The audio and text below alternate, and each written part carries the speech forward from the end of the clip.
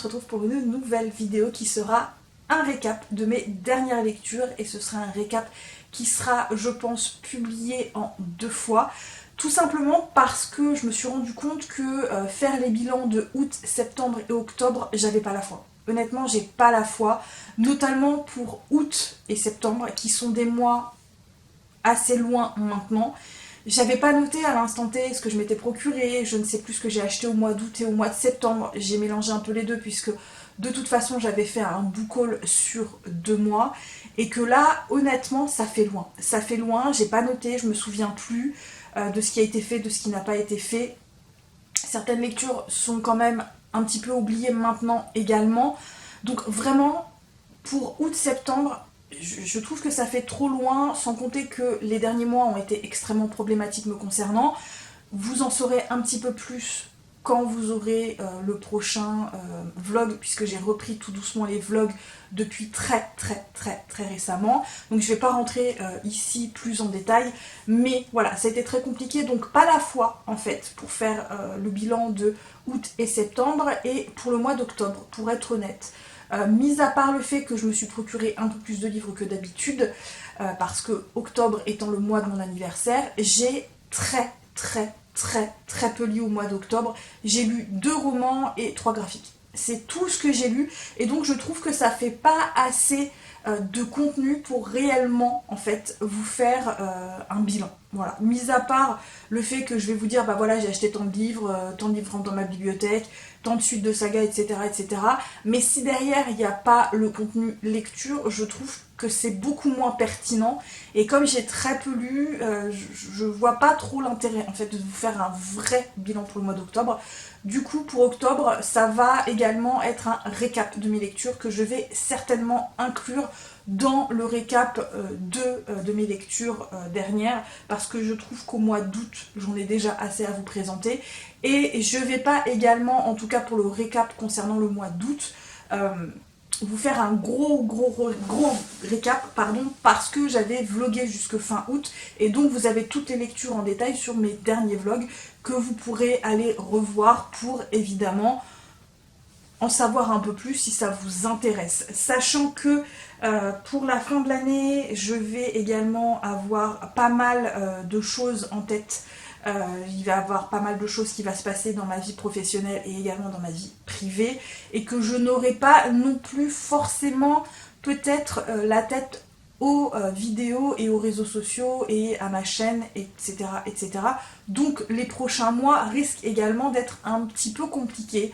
Mais on fera avec et on verra un petit peu comment les choses se goupillent sur le long. Je ne préfère rien prévoir et de toute façon on arrive en fin d'année, vous savez que fin d'année et début d'année prochaine, je vous ferai un gros bilan de la chaîne et je vous parlerai un petit peu plus de ce qui s'est passé, de ce qui va se passer et peut-être le pourquoi du comment. Je ferai peut-être une vidéo séparée à ce sujet-là. Je ne sais pas trop encore comment pareil je vais faire les choses. Mais je commence à y penser, même si on n'est pas complètement à la fin de l'année, on est encore pour l'instant qu'à mi-novembre. Donc voilà, bref, c'est parti pour ce premier récap qui ne concernera du coup que le mois d'août. Donc au mois d'août, j'ai lu 8 livres. Dans ces 8 livres, il y a 2 graphiques et donc 6 romans. C'est ça, 6 romans, ce qui est plutôt pas mal. Je trouvais qu'au mois d'août, j'avais plutôt bien carburé, donc ça c'est plutôt cool. Donc en termes de graphique, j'ai lu le premier tome de Racaille de Bibliothèque, que j'avais bien aimé, puisqu'ici on va y suivre un jeune adolescent lycéen qui va aller en bibliothèque pour voir un petit peu comment les choses se déroulent. Il y a un livre qu'il n'a jamais rendu et donc va être un peu forcé de trouver une solution pour soit racheter un livre, soit rendre le livre d'origine qu'il n'avait pas rendu à la bibliothèque. Et à partir de là, il va s'intéresser un petit peu plus, évidemment, à tout ce qui concerne ce métier, tout ce qui concerne les lecteurs, tout ce qui concerne le livre en général. Et je trouvais que c'était plutôt sympa, surtout que le jeune homme, il n'a pas du tout la tête d'un rat de bibliothèque. Justement, il a l'air plutôt d'une racaille, d'où le jeu de mots racaille de bibliothèque.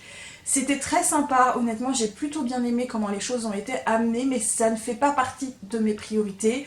Je pense que je lirai la suite avec beaucoup de plaisir, que je me la procurerai en format électronique, puisqu'ils sont...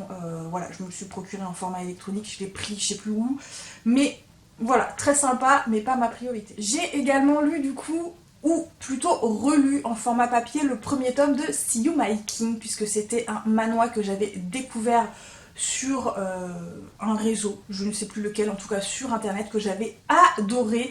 Autant vous dire, quand la toute petite maison d'édition Yuran a décidé de la publier avec des projets participatifs Ulule, je me suis jetée dessus, j'ai adoré relire cette lecture.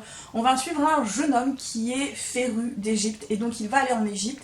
Il va tomber sur une statue qui lui semble assez familière et cette statue va prendre vie. Voilà, elle va prendre vie et donc lui va l'embarquer en Chine avec lui et il va s'avérer malheureusement qu'une situation, on va dire, dramatique va se passer et à ce moment-là, ce jeune homme va se retrouver en Égypte antique. Voilà, et je m'arrête là pour le résumé, absolument pas besoin d'en savoir plus. J'adore, vraiment j'adore, puisque là on va suivre quand même un jeune homme qui paraît au départ assez banal, voilà, il vit sa vie comme n'importe qui et on se rend compte que lorsqu'il arrive en Égypte antique, il est très débrouillard et il va tomber sur la personne qui était la personnification en gros de la statue qu'il a rencontrée à notre époque.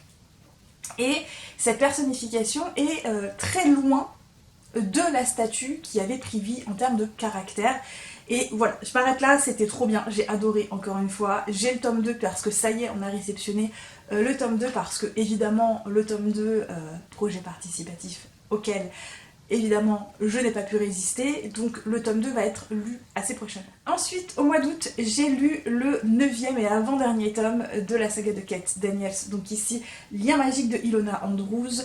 Pépitas, encore une fois, je ne vais pas vous faire un résumé, je vais éviter de spoiler parce qu'on est quand même à l'avant-dernier tome, on touche vraiment au bout de cette saga, ou en tout cas de la saga principale. J'ai adoré, encore une fois, Kate, tous les personnages qui l'entourent, ses amis, sa famille, son fiancé, sa gamine, bref, c'était trop bien. Plein d'actions, encore des rebondissements, des révélations qui tombent encore au tome 9, bref, mais vraiment c'était génial, j'ai adoré, c'est gros mais ça se lit tellement vite, ça se lit tellement bien, c'est un page turner, vraiment Kate Daniels c'est un bonbon, ça fait partie de mes sagas chouchou que j'aime énormément et je vous avoue que j'ai du mal à sortir le tome 10 parce que j'ai trop pas envie de quitter Kate et toute la famille qui l'entoure et tous ses amis parce que vraiment j'adore et j'ai déjà un pincement au corps, même si j'ai toujours pas encore terminé cette saga. Voilà. Évidemment, toujours dans l'univers de Kate Daniels, je me suis procuré le premier tome de la trilogie spin-off, donc ici de Hug d'Ambray, donc de fer et de magie. Et celui-ci, je l'ai lu juste après le tome 9 parce qu'il s'insère justement chronologiquement entre le tome 9 et le tome 10 de Kate Daniels, sachant que c'est bien notifié par les auteurs que les tomes 2 et 3 se passent après en fait le tome 10 de Kate Daniels, voire quelques années après. Donc chronologiquement, je voulais être vraiment bien dans la chronologie. Donc là, ça y est, je l'ai lu.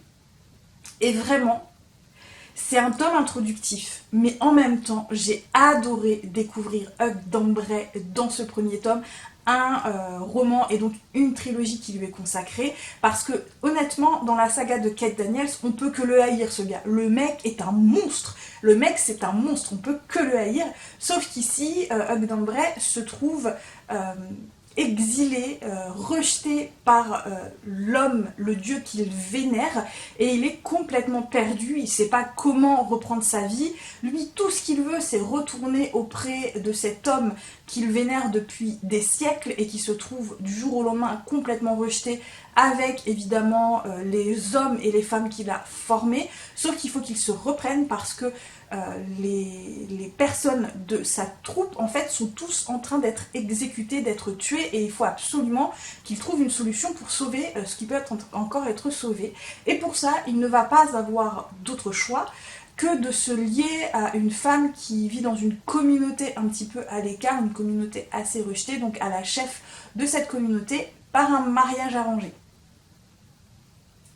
Vraiment, comment vous dire que j'ai adoré, encore une fois j'ai adoré, c'est de Ilona Andrews, c'est toujours dans l'univers de Kate Daniels, donc On a un univers qui est quand même cette fois-ci un peu plus élargi. On rencontre certains personnages très secondaires, enfin très secondaires, pas si secondaires que ça, mais qui apparaissent donc de la saga principale dans ce tome-là, mais on ne les voit que très très peu. Voilà, ils apparaissent sur un chapitre et ils disparaissent assez rapidement, mais malgré tout, j'ai adoré qu'on fasse le lien avec la saga principale, j'ai adoré découvrir cet homme de façon différente qui là, pour le coup, dans ce premier tome, va beaucoup évoluer, beaucoup changer, beaucoup se remettre en question et se rendre compte qu'il était littéralement sous emprise. Vraiment, il était sous emprise et vraiment, j'ai adoré. J'ai adoré également le personnage féminin et cette communauté à laquelle Hug et ses hommes vont s'intégrer qui cache quand même beaucoup de mystères et beaucoup de secrets et j'ai hâte d'avoir le tome 2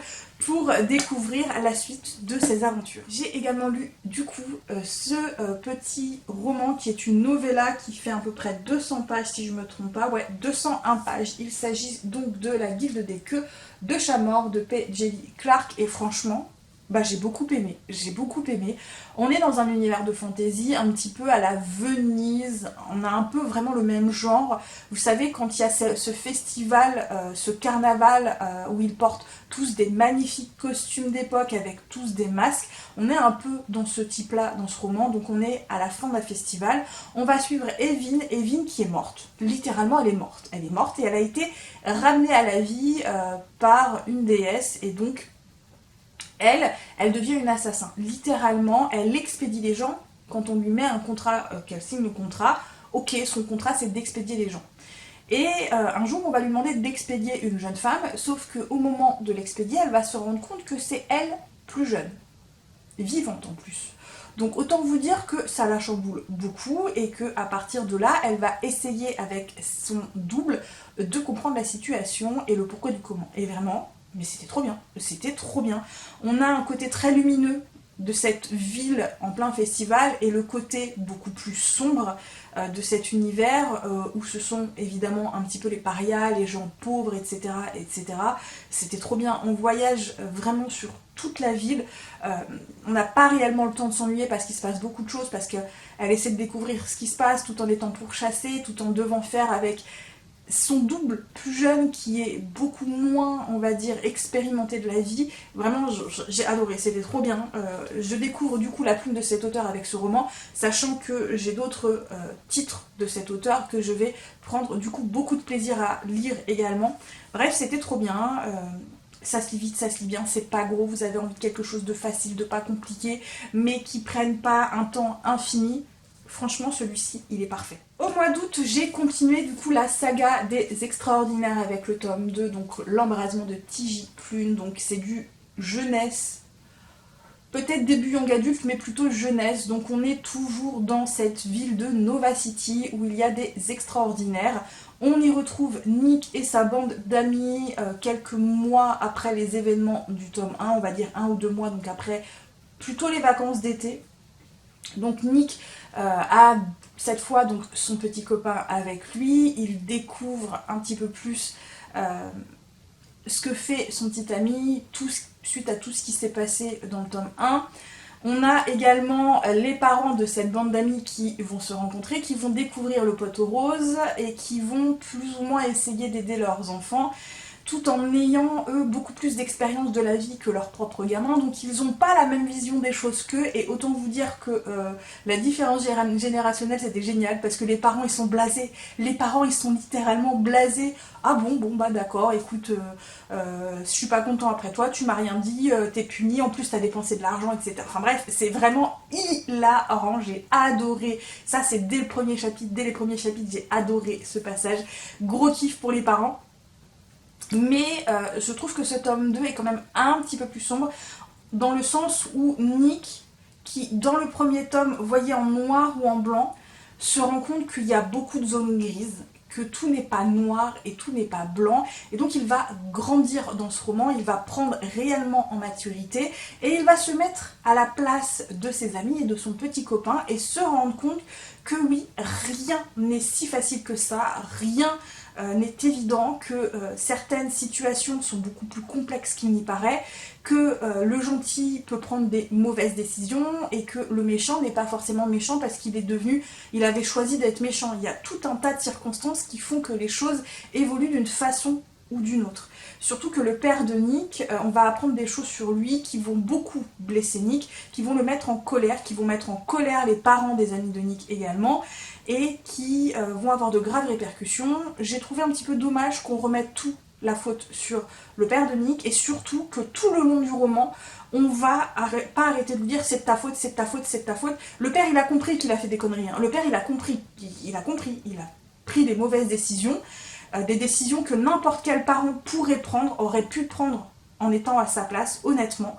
Et il essaie de s'améliorer. Ce père essaie de s'améliorer de toutes les façons possibles, mais on n'arrête pas de lui rabâcher c'est de ta faute et je sais pas si je pourrais te pardonner. Ça, honnêtement, ça m'a foutu un peu en colère parce que le père, il fait tout pour s'améliorer, pour essayer de réparer les choses, pour prendre de meilleures décisions, à tel point que parfois il prend des décisions radicales pour essayer vraiment de se déconstruire, de se reconstruire, de s'améliorer, d'être un meilleur père pour son fils, un meilleur adulte, mais vraiment j'ai l'impression qu'on lui met des bâtons dans les roues et je vous avoue que ça m'a un petit peu agacé, mais dans l'ensemble, encore une fois, j'ai beaucoup aimé, il y a de l'humour, c'est du Tigiclune, je lirai la suite, donc le 3e et dernier tome, avec beaucoup de plaisir.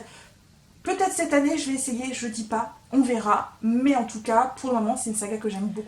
Ensuite, un format électronique, j'ai lu le 2e tome des liens indestructibles, donc Destruction, donc ici on retrouve Snow qu'on rencontrait évidemment dans le 1er tome puisqu'on suit de base une bande d'amis. Donc ici Snow est médecin à l'hôpital, donc c'est un très bon médecin, très sûr de lui, mais on sent qu'il y a beaucoup de blessures qui n'ont jamais cicatrisé depuis des années. Lui, tout ce qu'il veut, c'est protéger les gens qu'il aime, mais lui s'estime ne pas mériter en fait d'aimer, donc il couche à gauche, à droite, mais vraiment il s'attache à personne, mis à part sa famille de cœur qu'il connaît déjà depuis des années, sauf qu'il a un gros crush pour un jeune homme dont j'ai oublié le nom, qui lui est ambulancier et qui évidemment il le rencontre beaucoup puisqu'il emmène beaucoup de patients dans l'hôpital où travaille donc Snow, et tous les deux ils ont un crush, et ce jeune homme qui clairement a un énorme crush pour Snow, va très vite se rendre compte et va très vite voir à travers en fait le mur qu'il a érigé devant lui, et va essayer de lui prouver par A plus B que non gars, en fait, t'as le droit d'aimer, t'as le droit d'être aimé, et t'as le droit en fait de te reposer sur quelqu'un et de ne pas toujours te montrer extrêmement fort. La relation entre les deux personnages, je l'ai beaucoup aimée, je l'ai trouvée très jolie, elle est très agréable, il y a toujours cette intrigue de fond qui continue, qui est la suite évidemment de l'intrigue de fond du 1er tome, qui prend un peu plus en ampleur, mais qui reste toujours en fond, qui n'est pas... qui est un peu un prétexte. Certes, alors elle est bien faite l'intrigue de fond, mais elle n'est pas là pour prendre le pas en fait sur la romance. Ça reste de la romance.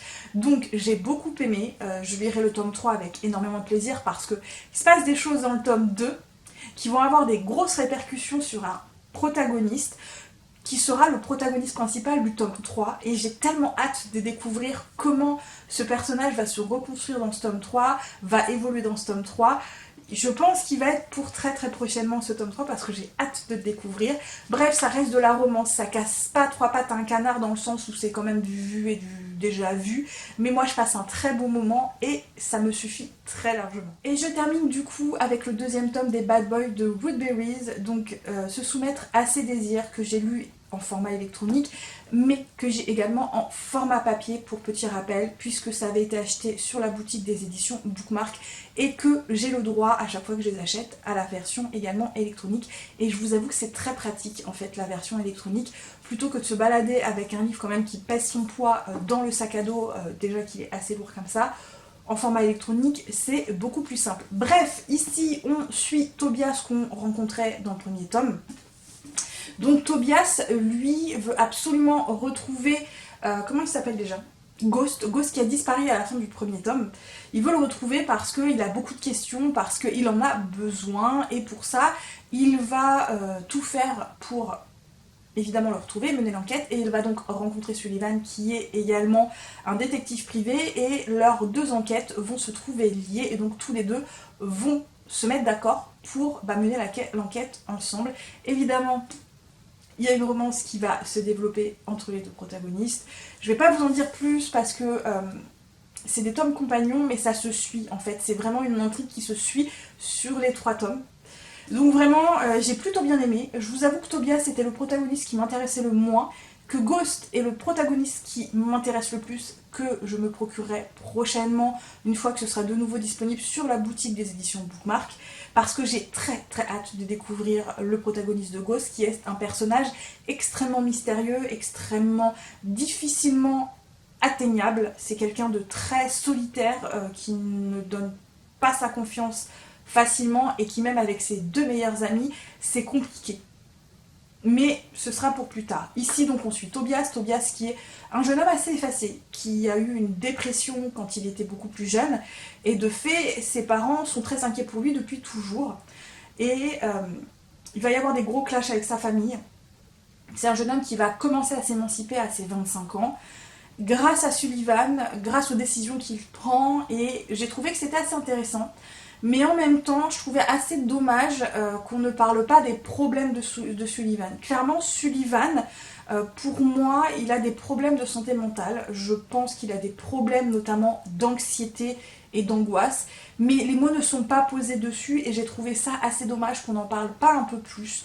Au-delà de ça, la romance est très mignonne, j'ai bien aimé. Attention, on parle de soumission, donc de BDSM, mais je trouve que les choses sont bien emmenées, il n'y en a pas tant que ça, on met des limites dès le départ. Sullivan, là-dessus, il est très carré, et ça j'ai beaucoup apprécié. Sullivan, à côté, c'est un jeune homme qui est extrêmement solaire, qui est extrêmement bon vivant, positif en la vie, et qui a vraiment la façon dont il traite Tobias, j'ai trouvé ça mais adorable. Donc j'ai beaucoup aimé. Malheureusement, petit point négatif également, je trouve que Tobias, il a des problèmes avec sa famille, tout simplement parce qu'il ne parle pas en fait.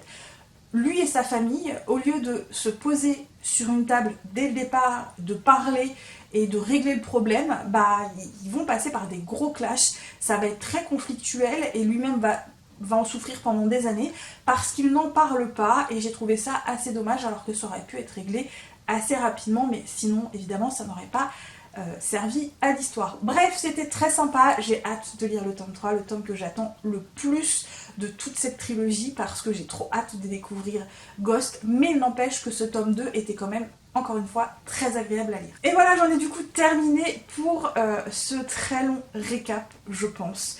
Je vais pas aller plus loin, c'est le récap du mois d'août, mais je pense que voilà, ça a été assez long. Je vous ferai un récap V2 pour septembre-octobre, je pense très prochainement. En attendant, j'espère malgré tout que cette vidéo vous a plu. N'hésitez pas toujours avec les petits pouces bleus, n'hésitez pas à me laisser des commentaires, n'hésitez pas à vous abonner si l'envie vous en vient, à me suivre sur d'autres réseaux sociaux. Comme toujours, pour les commentaires, pour ceux qui ont l'habitude, les emojis, vous mettez ce que vous voulez, je ne vous impose absolument rien. Moi, en attendant, je vais vous souhaiter de très bonnes lectures, à très bientôt pour une nouvelle vidéo, et surtout, comme je vous le répète toujours, prenez bien soin de vous. Bye bye.